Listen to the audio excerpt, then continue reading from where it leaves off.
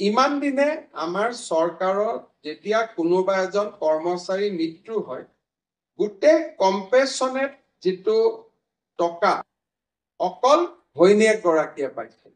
এতিয়া আমি নতুনকৈ এটা ব্যৱস্থা কৰিব খুজিছো যে 20% বৃদ্ধ দেউতাক মাকে পাব, 80%হে ঘৈণীয়েক গৰাকীয়ে পাব।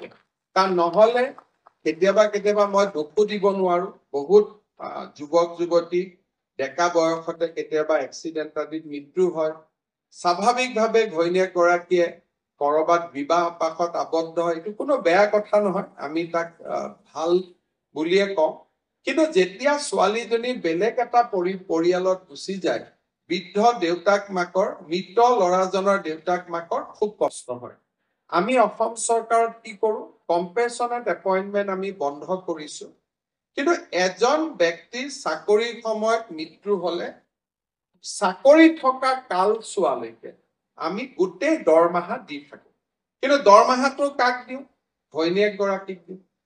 এইবাৰৰ পৰা আমি নিয়ম কৰিছো যে 80% দৰমহা আমি ঘৈণীয়েক গৰাকীক দিম আৰু 20% দৰমহা আমি দেউতাক মাকক আমি দিম, যাতে খুব ধুনীয়াকৈ দেউতাক মাকেও এটা ভাল জীৱন লৈ থাকিব পাৰে আৰু ছোৱালী গৰাকীৰো যাতে মংগল হয়। আমাৰ আজি নিযুক্তি প্ৰক্ৰিয়াত আন এটা নিযুক্তি হৈছে যে আমাৰ চিকিৎসা মহাবিদ্যালয়সমূহত আজি আমি বহুখিনি GNM নিযুক্তি দিবলৈ ইয়াত আমি সমবেত হৈছো। নগাঁও, নলবাৰী, কোকৰাঝাৰ আৰু তিনিচুকীয়া নতুনকৈ নিৰ্মাণ হোৱা 4খন চিকিৎসা মহাবিদ্যালয়ত আজি আমি 812 গৰাকী ষ্টাফ নাৰ্ছ আমি নিযুক্তি দিম। এই প্ৰত্যেকখন চিকিৎসা মহাবিদ্যালয়তে আজিৰ পৰা 203 গৰাকীকৈ আমি ষ্টাফ নাৰ্ছ নিযুক্তি দিব পাৰিছো আৰু ইয়াৰ ফলত আমাৰ চিকিৎসা মহাবিদ্যালয় কেইখনতো নাৰ্ছৰ অভাৱ দূৰ হ'ব। যোৱা বছৰতে আমি নগাঁও, নলবাৰী আৰু কোকৰাঝাৰ চিকিৎসা মহাবিদ্যালয় আনুষ্ঠানিকভাৱে আৰম্ভ কৰিছিলো আৰু এই বছৰ আমি তিনিচুকীয়াতো এডমিশ্যন দিবৰ বাবে গৈ আছো। প্ৰথম ফাৰ্ষ্ট MBBS বেচ এইবাৰ তিনিচুকীয়াতো নামভৰ্তি কৰিব পাৰিব। ইয়াৰ ফলত আমাৰ চিকিৎসা মহাবিদ্যালয়ৰ সংখ্যা 13খনলৈ বৃদ্ধি পালে। অহা বছৰ আমি গুৱাহাটীত আমাৰ ৰাজ্যৰ 14তম অৰ্থাৎ নাম্বাৰ 14 মেডিকেল কলেজখনো গুৱাহাটীত আমি আৰম্ভ কৰিম, যাক আমি প্ৰাগজ্যোতিষপুৰ মেডিকেল কলেজ বুলি ইতিমধ্যে নামাকৰণ কৰিছো। অৰ্থাৎ অহা বছৰলৈ গৈ গৈ আমাৰ অসমত 14খন চিকিৎসা মহাবিদ্যালয় হ'ব আৰু তাৰ পৰৱৰ্তী বছৰত একেলগে আমি অসমত বঙাইগাঁও, চৰাইদেউ আৰু বিশ্বনাথ আমি আৰু 3খন চিকিৎসা মহাবিদ্যালয় 2026 চনত আমি আৰম্ভ কৰিব পাৰিম। 2025ত এখন প্ৰাগজ্যোতিষপুৰ অৰ্থাৎ অসমৰ 14তম চিকিৎসা মহাবিদ্যালয় হ'ব আৰু 2026 চনত আমি 3খন আৰু নতুন চিকিৎসা মহাবিদ্যালয় বিশ্বনাথ, চৰাইদেউ আৰু বঙাইগাঁৱত আমি আৰম্ভ কৰিব পাৰিম। এতিয়া মই শেষত এটা বিশেষ কথাৰে সামৰণি মাৰিব খুজিছো।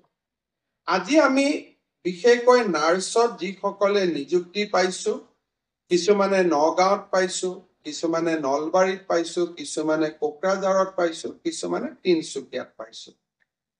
যদি উজনি অসমৰ ছোৱালী এগৰাকীয়ে নলবাৰীত নিযুক্তি পাইছে, সদায় মনটোত লাগি থাকিব যে মোক ট্ৰেন্সফাৰ লাগে, ট্ৰেন্সফাৰ লাগে, ট্ৰান্সফাৰ লাগে। এতিয়া আমাৰ অসুবিধাটো ক'ত? মই নলবাৰীৰ পৰা আপোনাক তিনিচুকীয়ালৈকে পঠাই দিলো, কিন্তু তিনিচুকীয়াৰ পৰা যদি নলবাৰীলৈকে কোনোবা এগৰাকী নাহে, ৰাতি ৱাৰ্ডত ডিউটিটো কোনে কৰিব? লগৰ ছোৱালী এজনীটো কৰিব নোৱাৰে। পিছদিনাখন অতীত কাম কোনে কৰিব? ৱাৰ্ডত কোনে যাব?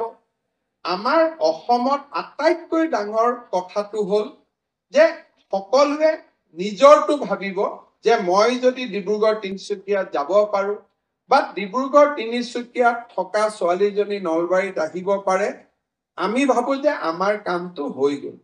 চৰকাৰে আনিব খোজে, চৰকাৰৰো কোনো আপত্তি নাথাকে, কিন্তু কোনোবা এগৰাকী যদি তাত নাযায়, আমি মেডিকেল কলেজখন কেনেকে চলাম? আজি ইয়াত আমাৰ মেডিকেল কলেজৰ প্ৰিন্সিপাল সকল বহি আছে, সুপাৰিনটেণ্ডেণ্ট সকল বহি আছে। এগৰাকী নাৰ্ছ ট্ৰান্সফাৰ হৈ গ'লেও, এগৰাকী ডক্টৰ উইদাউট ৰিপ্লেচমেণ্ট ট্ৰান্সফাৰ হৈ গ'লেও তেওঁলোকৰ বহুত কষ্ট হয়, হস্পিটেলখন চলাব নোৱাৰা হৈ যায়। সেইকাৰণে মই গোটেই ছোৱালীসকলক অনুৰোধ কৰিম যে অসম চৰকাৰে নতুন এটা ব্যৱস্থা আৰম্ভ কৰিছে, 2 অক্টোবৰৰ পৰা আৰম্ভ কৰিম। অৱশ্যে নতুন আজি চাকৰি পোৱা সকলৰ কাৰণে এইটো খোলা নাথাকিব, এবছৰ পিছত এই ব্যৱস্থাটো আমি ল'ব পাৰিম যে কোনোবাই যদি কৰবাত যাব খোজে 2জনী ছোৱালীৰ মাজত কথা পাতিব। তিনিচুকীয়াৰ পৰা কোকৰাঝাৰত অহা গৰাকী, কোকৰাঝাৰৰ পৰা তিনিচুকীয়াত অহা গৰাকী, পোৰ্টেল এটা থাকিব। পোৰ্টেলত 2খন এপ্লিকেশ্যন উঠাই দিয়ক, ট্ৰান্সফাৰ অৰ্ডাৰ নিজে নিজে কম্পিউটাৰৰ পৰা ওলাই যাব, কোনো মানুহৰ তাতো যাব নালাগে। কিন্তু যদি কি একপক্ষীয় হয় যে মই যাব খোজো কিন্তু কোনো মোৰ জায়গাত আহিব নোখোজে, তেতিয়ালৈকে পোৰ্টেলটোৱে তেতিয়ালৈকে তাৰ এপ্লিকেশ্যন বিলাক গ্ৰহণ নকৰিব। তাৰ কাৰণে আমাৰ 800 ছোৱালী বা আৰু 3000 ছোৱালীয়ে কাম কৰি আছে। নিজৰ মতে মেডিকেল কলেজখিনি সজাই লওক, আমাৰ কোনো আপত্তি নাই, কাৰণ আমি এটা ভাবি নিযুক্তি দিছো। আমাৰ নিযুক্তিটো ভুলো হ'ব পাৰে, নলবাৰী ছোৱালী নলবাৰী এড্ৰেছ চাই দিছো, কিজানি ডিব্ৰুগড়ত ল'ৰা এটাৰ লগত বিয়া হ'ব, কালি পৰহিত তেখেত ডিব্ৰুগড়ত যাব লাগিব। গতিকে আমি মানুহৰ এড্ৰেছ বিলাকতো আজি যিটো দিছো এইটোৱে নাথাকে। আমি সদায় চেষ্টা কৰো যে যদি এই ৰিক্ৰুটমেণ্টতে আপোনালোকে চাব যে তিনিচুকীয়াৰ ফালৰ যিমানে এড্ৰেছ দিছে আমি তিনিচুকীয়াতে দিব যত্ন কৰিছো, কিন্তু যদি তিনিচুকীয়াৰ পৰা আৰু বেছি ছোৱালী পাছ কৰিছে, লখিমপুৰ ধেমাজিৰ পৰা আৰু ছোৱালী পাছ কৰিছে, তাইকটো আমি নগাঁৱত দিব লাগিব। যদি নগাঁৱত বহুত ছোৱালী পাছ কৰিছে, তাইক আমি নলবাৰীত দিব লাগিব। সেইকাৰণে নিজৰ ভিতৰতে আপোনালোকে এই হিচাপ নিকাচটো মিলাই ললে আমাৰ কোনো অসুবিধা নহয়। বোলে 2জনৰ লগত মিলিব নোৱাৰি, 3জনৰ চেইন এটা কৰিলে মিলাব পাৰি, তাতো আমাৰ আপত্তি নাই যে কোনোবাই ধেমাজি, কোনোবাই লখিমপুৰৰ পৰা নলবাৰীত যাব, নলবাৰীৰ পৰা কোনোবাই ধুবুৰীত যাব, ধুবুৰীৰ পৰা কোনোবাই তিনিচুকীয়াত যাব। মুঠৰ ওপৰত আমাৰো ক্ষতি হ'ব নালাগে, আপোনালোকৰো ক্ষতি হ'ব নালাগে। আমাৰ মানে কোন? মোৰ নহয়, ৰোগীসকলৰ। কাৰণ আমি যেনেকে ৰোগীসকলৰ কথাটো আটাইতকৈ বেছি আমি চিন্তা কৰিব লাগে। সেইকাৰণে 2 অক্টোবৰৰ পৰা আমি এই সুবিধাটো প্ৰথম আৰম্ভ কৰিম। দেশত ক'তো নাই, কৰ্মচাৰীক ইমান সুবিধা কৰি দিয়া চৰকাৰ দেশত ক'তোৱে নাই। চাকৰিও বিনা পইচাত, এপইণ্টমেণ্টটো বিনা পইচাত, সববিলাক থকাৰ উপৰি 1 লাখতকৈ চাকৰি। এতিয়া আমি নেক্সট ষ্টেপলৈকে যাব খুজিছো যে নিজে নিজৰ ট্ৰান্সফাৰ অৰ্ডাৰটো উলিয়াই লোৱা, যে আপোনালোকে মই লখিমপুৰত যাব খুজিছো, মই নলবাৰী, খালি আমাৰ কাৰো অসুবিধা হ'ব নালাগে। আৰু একেটা সুবিধা ইৰিগেশ্যন ডিপাৰ্টমেণ্টতো থাকিব, PWDটো থাকিব, খালি অফিচাৰৰ ক্ষেত্ৰত এই সুবিধাটো নাথাকে, কাৰণ অফিচাৰসকলক আমি এটা বেলেগ ধৰণে নিযুক্তি দিব লাগে। কিন্তু 3য় আৰু 4ৰ্থ শ্ৰেণীত কাম কৰা সকলোকে এইবাৰ আমি এইটো সুবিধা দিব খুজিছো যে আপোনালোকে যাতে নিজেই নিজৰ ভিতৰত মিউচুৱেল ট্ৰান্সফাৰ কৰি ল'ব পাৰে। অফিচতো যাব নালাগে, DME তাতো যাব নালাগে, DHS তাতো যাব নালাগে, খালি আমি প্ৰত্যেক 2 মাহৰ মূৰে মূৰে কম্পিউটাৰত যিমান এপ্লিকেশ্যন আছে আমি অৰ্ডাৰখিনি অট'মেটিক উলিয়াই দিম, যে এভৰি 2 মাহ নতুন নতুন অৰ্ডাৰ প্ৰত্যেক 2 মাহত ওলাই থাকিব। এইবাৰ মই মিউচুৱেলত সংগী নাপালো, অহাবাৰ পাম, অহা 2 মাহত আবেদন কৰিব পাৰিম, তাৰ পিছৰ 2 মাহত পাম, তাৰ পিছৰ 2 মাহত আবেদন কৰিব পাৰিম, আৰু নিজৰ ভিতৰতে আমি মিলা মিছা কৰি ৰাখিব পাৰিম। আজিয়ে বুক কৰি থৈ দিব পাৰে, যাতে বেলেগক নিদিয়ে যে তোৰ জায়গাত মই যাম, মোৰ জায়গাত তই যাবি। আজিয়ে বুক কৰি থৈ দিলেও কথা নাই, কিন্তু আপোনালোকে এই সুবিধা এবছৰ পিছত পাব। কাৰণ প্ৰথম জইন কৰাৰ লগে লগে জইন কৰা ছোৱালীক আমি ট্ৰান্সফাৰ নিদিওঁ, যিসকলে এবছৰ পুৰা কৰিলে তেওঁলোকক এই সুবিধাটো দিম। অহা 2 অক্টোবৰৰ পৰা আপোনালোকে এই সুবিধাটো ল'ব পাৰিব। আজিয়ে বুক কৰি থৈ দিলে হ'ল, তেতিয়া অহা 2 অক্টোবৰত আমাৰ নিজে নিজে ওলাই যাব। কোনেও ট্ৰেন্সফাৰ পোষ্টিং বিচাৰি MLA, মন্ত্ৰী, বিষয়া আপোনালোকে ক'তো ঘূৰি নাথাকিব। কাৰণ আমাৰ এটাই কথা যে মই যিমান পাৰোঁ প্ৰশাসনত স্বচ্ছতা আনিব খুজিছো, যাতে কোনো কষ্ট নহয়, কাৰো ওচৰত কোনো মানুহ যাব নালাগে, যিটো ন্যায় পাব লাগে সেই ন্যায়টো যাতে নিজে নিজে পাব পাৰে। যোৱা কেইদিনমানত মই এটা বস্তু লক্ষ্য কৰি আছো যে আমাৰ নাৰ্ছসকল বা ডক্টৰসকলে সন্তান জন্ম দিয়াৰ সময়ত যিখিনি প্ৰটোকল, সেই প্ৰটোকলবিলাক ভাল কৰি নমনাৰ কাৰণে আজিকালি মই গাঁৱে ভূঞে গ'লেই এবিধ নতুন ৰোগীক দেখা পোৱা আৰম্ভ হৈছো। কি বুলি কয় PH, আমাৰ যে জন্ম হলে চেলিব্ৰেল পালচি। আজিকালি আগতে মইতো অসমত মোৰ ৰাজনীতি কৰা 24-25 হৈ গ'ল, বছৰ হৈ গ'ল, গাঁৱে ভূঞে ঘূৰি থাকো। আগতে ইমান চেলিব্ৰেল পালচিৰ পেচেণ্ট আমি দেখা নাপাইছিলো। এতিয়া যি মিটিঙতে যাওঁ 4 গৰাকী চেলিব্ৰেল পালচিৰ পেচেণ্ট বহিয়ে থাকে। দেখিলে মনটো বেয়া লাগে। আৰু আমি সকলোৱে জানো যে চেলিব্ৰেল পালচি হোৱাৰ মূল কাৰণটো হ'ল যে জন্মৰ সময়ত হোৱা একোটা ভুল সিদ্ধান্ত। বাচ্চা ভিতৰত আছে, আমি ইনষ্ট্ৰুমেণ্টেদি টানি পেলাই বাচ্চাটোক জন্ম কৰাইছো, ইনষ্ট্ৰুমেণ্টটোৱে মূৰত আঘাত কৰিছে, তাৰ ইমিডিয়েট ৰিজন হ'ল চেলিব্ৰেল পালচি। সন্তানটো আমি মাৰ গৰ্ভৰ পৰা উলিয়াই আনিছো, নাৰ্ছ গৰাকীয়ে যেনেকে ধৰিব লাগে তাত নধৰি মূৰত বেছি প্ৰেছাৰ দি দিছো, বাচ্চাটোৰ কি হৈছে? চেলিব্ৰেল পালচি হৈছে। বহুত ৰিজনৰ ভিতৰত মই ভাবো যে জন্ম দিয়াৰ সময়ত খুব সূক্ষ্মভাৱে মৰম কৰি যি ধৰণে আমি জন্ম দিয়াব লাগে তেনেধৰণে আমি জন্মত সহায় কৰিব নোৱাৰাৰ কাৰণে দ্ৰুত গতিত আজি আমাৰ অসমত চেলিব্ৰেল পালচিৰ পেচেণ্ট বাঢ়ি গৈ আছে। ল'ৰা ছোৱালীবিলাকক দেখিলে মনটো একেবাৰে বেয়া হৈ যায়। ইমানে তেওঁলোক কষ্টত থাকে, মাক বাপেকৰ কাৰণে আৰু কষ্ট বেছি, না ধৰিব নাই এৰিব। সন্তানটোক ধৰি ৰাখিব নোৱাৰে, খৰচ আছে, ফিজিঅথেৰাপি কৰিব লাগে, চিকিৎসা নাই, মাহত খৰচ, এৰিব নোৱাৰে নিজৰ পেটৰ বাচ্চা। এই ধৰণৰ আমাৰ কষ্টত ভোগ কৰা বহুত পেচেণ্ট মই মিটিঙত গ'লে দেখা পাওঁ। মই সুধো যে আপোনাৰ ল'ৰাটোৰ জন্ম ক'ত হৈছিল? বিভিন্ন জাগাৰ কয়, কিন্তু বেছিকৈ গভৰ্ণমেণ্ট হস্পিটালৰ নাম কয়, কাৰণ এইবিলাক দুখীয়া মানুহ। গভৰ্ণমেণ্ট হস্পিটালত আমি ইনষ্টিটিউচনেল ডেলিভাৰী বাঢ়িলেই নহ'ব, ইনষ্টিটিউচনেল ডেলিভাৰীৰ লগত আমাৰ কোৱালিটিটো বাঢ়িব লাগে। কোৱালিটিটো কোনে বঢ়ুৱাব? আমাৰ ষ্টাফ নাৰ্ছ আৰু ডক্টৰসকলে। বেচিকেলি নৰ্মেল ডেলিভাৰীৰ ক্ষেত্ৰত ডক্টৰৰ ভূমিকা খুবেই কম থাকে, আমাৰ ষ্টাফ নাৰ্ছসকলেই নৰ্মেল ডেলিভাৰী কৰোৱায়। চিজাৰিন হলে ডক্টৰ থাকে, আৰু এতিয়া আমি ষ্টাফ নাৰ্ছসকলক ৱেলনেছ চেণ্টাৰত আমি CHO কৰি দিছো। তাৰমানে ৱেলনেছ চেণ্টাৰটো আমাৰ ষ্টাফ নাৰ্ছ বাইদেউসকলে হেড কৰে, গোটেই ব্যৱস্থাটো চাই, তাত থকা নৰ্মেল ডেলিভাৰীখিনি আমিয়ে কৰাওঁ। ইমান দিনে আমাৰ চৰকাৰৰ যেতিয়া কোনোবা এজন কৰ্মচাৰী মৃত্যু হয়, গোটেই কম্পেচনেট যিটো টকা অকল ঘৈণীয়েক গৰাকীয়ে পাইছে।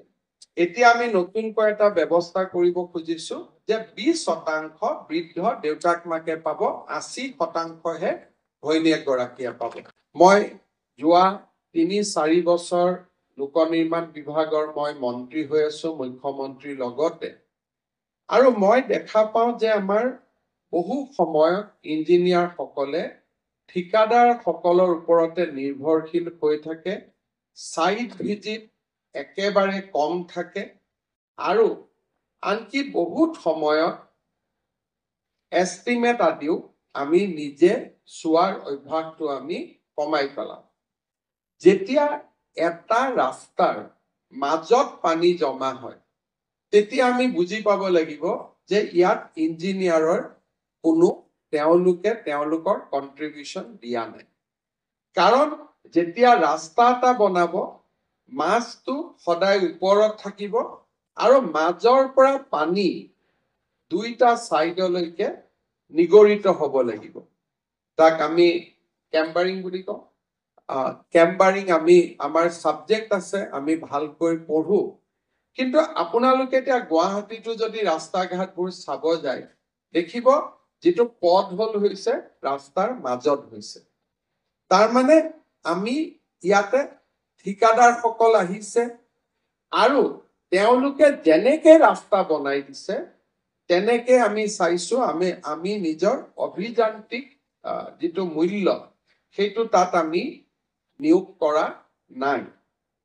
ঘৰৰ নিৰ্মাণতো আমি দেখা পাওঁ যে বিল্ডিংটো ৰং আদি হৈ থাকে, কিন্তু নিৰ্মাণৰ সময়তে বহুত বিলাক ক্ৰেক আমি দেখা পাওঁ।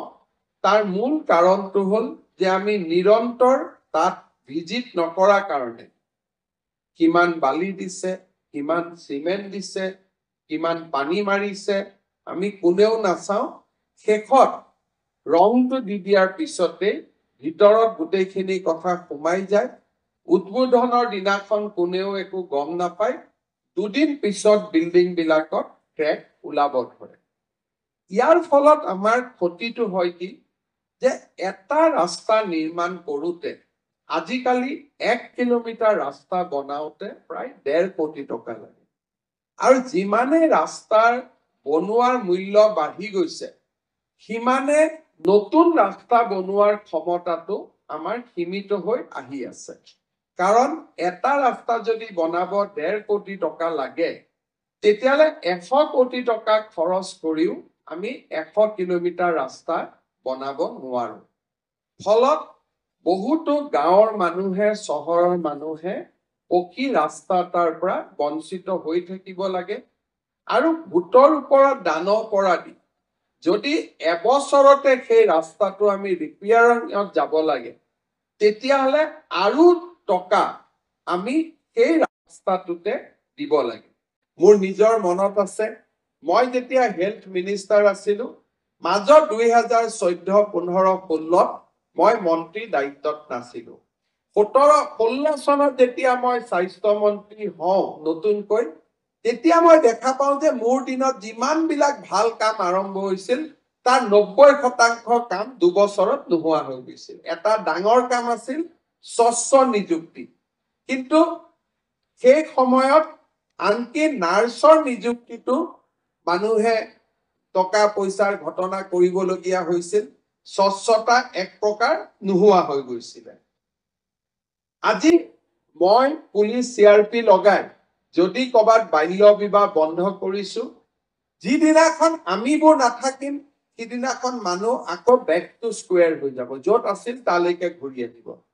কিন্তু মানুহৰ মন মগজু আমি যদি এবাৰ সুমুৱাই দিব পাৰো যে বাল্য বিবাহ এটা ভুল কথা, যদি মানুহৰ সাইকোলজিত সোমাই যায়, তেতিয়া কি জেনাৰেশন টু জেনাৰেশন কি থাকি যায়। আজিৰ জেনাৰেশনে আজি যদি ছোৱালীজনীয়ে ভুলতে সন্তান জন্ম দিলেও দ্বিতীয়টো সন্তান জন্ম দিওতে তেখেতে বহুতবাৰ চিন্তা কৰিব। নিজৰ ভনীয়েকক গৈ পৰামৰ্শ দিব যে কম বয়সত বিয়া পাতিব নালাগে।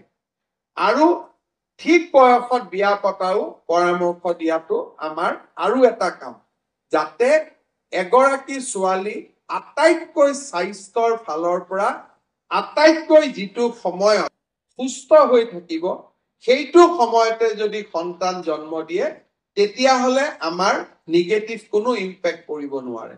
আজি 812 গৰাকী যি ষ্টাফ নাৰ্ছ নিযুক্তি হ'ব, আপোনালোকে প্ৰতিটো দিনতে গৰ্ভৱতী মহিলাক সাক্ষাৎ কৰিব, লগ পাব আৰু গৰ্ভধাৰণৰ আৰম্ভণিটো লগ পাব। আপোনালোকে শিকি অহা কথা বতৰাবিলাক তেখেতসকলক যদি শিকাব পাৰে, তেখেতসকলক বুজাব পাৰে, তেতিয়া আমি অসমত বাল্য বিবাহো আমি ৰোধ কৰিব পাৰিম।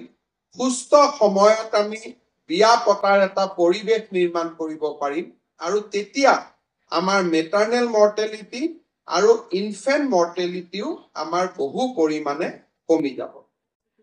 One tenth of we have, that is the correction. These are the three corrections we are doing. Madhuri Waterfall has been ready. What is that bill is under circulation and hopefully next cabinet we will be able to. or try Both are in the same. just not Yes. next cabinet. Yes. The human values is that we have to put a sunset clause also that We have to put a sunset clause means later after enforcement shuru ho jayega. so that is why we have put some